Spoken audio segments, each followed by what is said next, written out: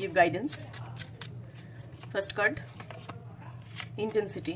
তোমাদের রিলেশনশিপটা প্রচণ্ড ইন্টেন্স হচ্ছে, মানে একে অপরের প্রতি প্রচণ্ড রকম টান অনুভব করছো। মানে যেমন একটা পিঁপড়ে দেখবে আলোর আকর্ষণে আসার জন্য ছুটে চলে যায় আগুনের দিকে, ঠিক সেই রকমভাবেই তোমার মানে পার্টনারের কাছে তুমি যাওয়ার জন্য ব্যাকুল হয়ে উঠছে, বা তোমার পার্টনার তোমার কাছে আসার জন্য ব্যাকুল হয়ে উঠছে। নেক্সট কার্ড দেখবো, দ্য সোর্স। ইউনিভার্স বলছে সোর্সের সাথে গাইড, মানে তোমাকে কানেক্ট করতে। সোর্স মানে ইউনিভার্সের সাথে তোমাকে কানেক্ট করতে বলছে, ইউনিভার্সের কাছে প্রে করতে বলছে, এবং তোমাকে তোমার পার্টনারকে দুজনকেই এই মুহূর্তে ইউনিভার্সকে সারেন্ডার করতে বলছে। নেক্সট কার্ড দেখবো, দ্য ক্রিয়েটার। কোনো গুরুজন বা বড় ব্যক্তিত্ব, যে অভিজ্ঞ মানুষ, তার কাছ থেকে পরামর্শ নিতে বলছে ইউনিভার্স। যে মানুষটা তোমার জীবনে আশেপাশে আছে, যার ব্যক্তিত্ব আছে, যার অভিজ্ঞতা অনেক ভালো, তোমাকে ভালো গাইড করবে, সেই রকম মানুষের কাছ থেকে তোমাকে পরামর্শ নিতে বলছেন। নেক্সট,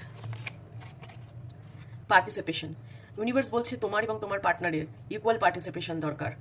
তোমার পার্টনারও যদি তোমার জন্য মানে কিছু করে থাকে, তো তোমাকেও তোমার পার্টনারের প্রতি দায়িত্ববান এবং যত্নশীল হতে হবে, একে অপরকে দেখতে হবে, ইকুয়াল গিভ অ্যান্ড টেক লাগবে। ট্রান্সফরমেশন।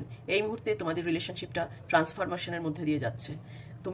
তোমারও হিল হচ্ছে, তোমাকেও ট্রান্সফর্ম করতে হচ্ছে তোমার লাইফ, এবং তোমার পার্টনারেরও লাইফে ট্রান্সফরমেশন চলছে। তো এই মুহূর্তে সোর্সের উপর কিন্তু সারেন্ডার করতে বলছে ইউনিভার্স, এবং প্রে করতে বলছে। এই ট্রান্সফরমেশন যেহেতু হচ্ছে, সেজন্য অনেক রকম মেন্টাল ব্লকেজ, অনেক ট্রমা আসছে লাইফে, তো সেটা ওভারকাম করতে গেলে সোর্সের সাথে কানেক্টেড হতে হবে, কোনো বড় ব্যক্তিত্বর সাথে পরামর্শ নিতে হবে, ইকুয়াল পার্টিসিপেট করতে হবে, কারণ তোমাদের লাভটা হচ্ছে ইন্টেন্স, খুব গভীর সম্পর্ক তোমাদের।